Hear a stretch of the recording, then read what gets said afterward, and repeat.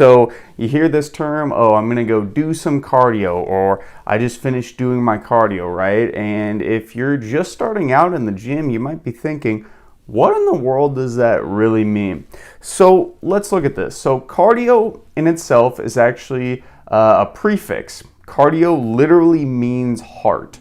So that should be a first good indicator of, okay, so if I'm doing cardio, or at least trying to work cardio, I'm going to be working my heart. So when we use it in the context of the gym, usually when somebody says, I'm going to go do some cardio, we're talking about cardiovascular exercise. Of course, somebody isn't literally going to be, quote unquote, going and doing your heart, whatever that means. Doing cardio means literally doing exercise that targets your heart specifically. And something I do want to know when saying this is that inherently everything we do is targeting our heart. Just staying alive and breathing, our heart needs to be working. But this is actually going to be a specific exercise for the heart where it elevates your heart rate. It elevates it beyond kind of that normal threshold. Usually that normal threshold is going to be right around 80 beats per minute. 60 to 80 is kind of the reference range for resting heart rate. So anything above that would be technically, quote unquote, considered cardiovascular exercise. Usually cardiovascular exercise is a very low intensity form of activity that can be completed for a very long time. So let's look at the example of walking. So walking is something that is very, very low intensity for most individuals, and it can be completed for a very long time. Versus something like weights.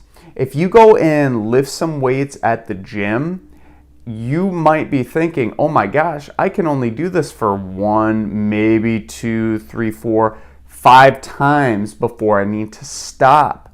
That's because the demands that weight training puts on you is called anaerobic. Basically, it means you do that exercise without oxygen. And because of that, when you finish that exercise, your body needs a bunch of oxygen to actually recover and get it back up to par.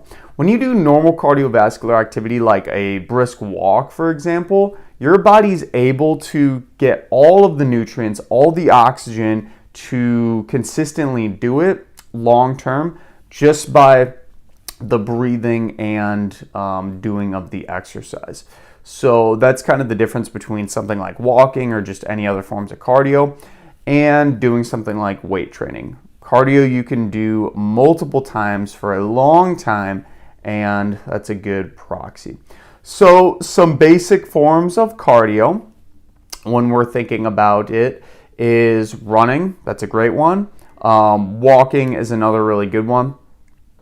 Swimming is a really good one too. If you're somebody who used to do like competitive swimming in high school or college, or maybe you're just an older adult and you're trying to find some forms of low impact activity, swimming is a really, really good one.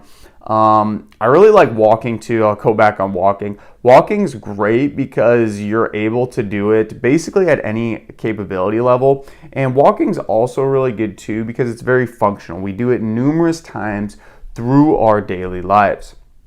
Biking is another really, really common example. This could be actually going out for a bike ride. This could be something as simple as doing a stationary bike.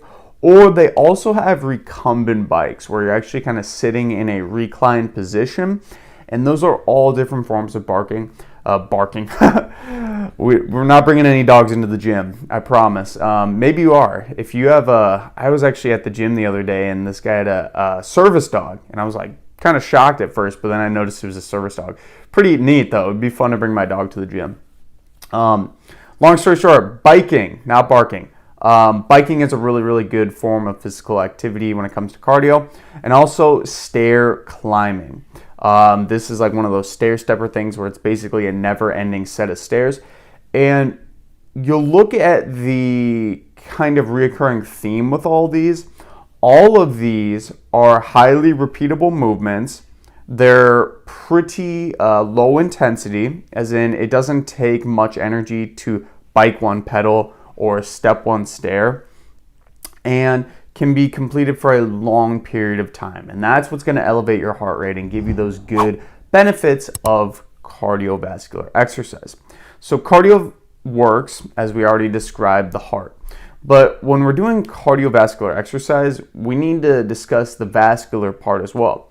So vasculature essentially is your veins, your capillaries, your arteries. That's all of the basically tissue inside your body that helps to transport the blood and oxygen and all the nutrients that we get in from our breath into our lungs, and then take it to the tissues that need that oxygen and nutrients for cardiovascular exercise or just living, as we discussed.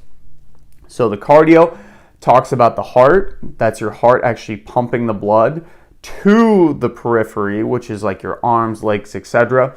And then it sends back some carbon dioxide, which gets sent to then your lungs. This is all kind of part of one big system. So when we're thinking about why in the world would I do cardio, cardio improves basically the ability to take oxygen from the air. It also improves the ability to get rid of CO2. And because of this, with these things, we get more stamina from it. So it's not just the ability to take a breath and take as much oxygen as quickly as we can, convert it to nutrients that our body can use. It's also getting rid of the waste product, and your body gets really, really efficient and can build more stamina over time by being able to do these two things. So that's kind of the big reason why somebody would do cardio, and kind of the general basics of it. So go ahead and give this video a like so far if it's given you some value.